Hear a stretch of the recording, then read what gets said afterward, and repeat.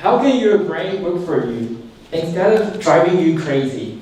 That's a fascinating question, and we all want to know that. So today, Lucy actually introduced some facts about brain and memories in a compelling way. So I like the way that you introduced, the information by using a childhood technique.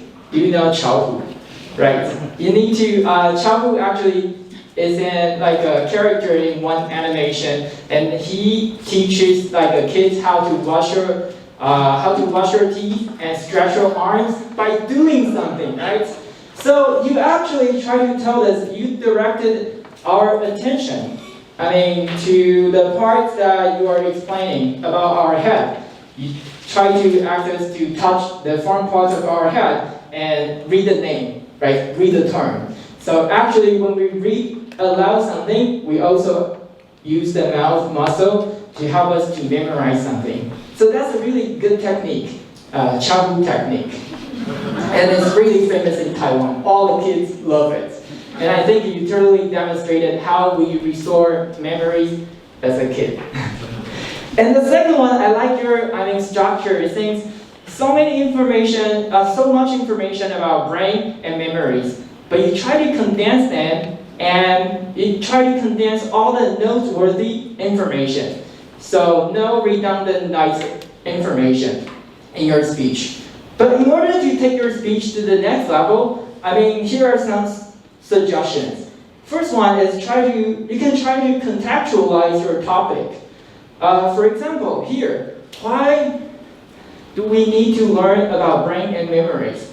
So since, we can try to make the topic, strongly relevant to the audience. Here, throughout the meeting, we heard so many words, so many sentences, so many stories, so many ideas. But once we leave that room, what do we still remember? That's highly related to memory.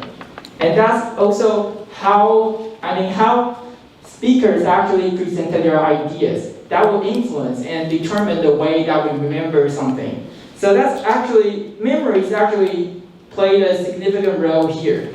So you might be a facilitator and guide us to think about some question. For example, as a speaker, we might think about how can we activate our brain when we plan a speech. We try to recall some precious memories that deeply anchor in our mind.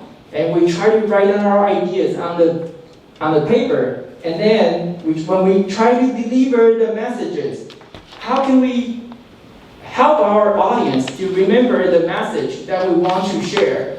So these are some questions that you can guide us to further try to process the message. Since the informative speech sentence include tons of information, and that really make our brains on fire. So how can we process the information in an effective and efficient way? That's the question. Back to General Evaluator.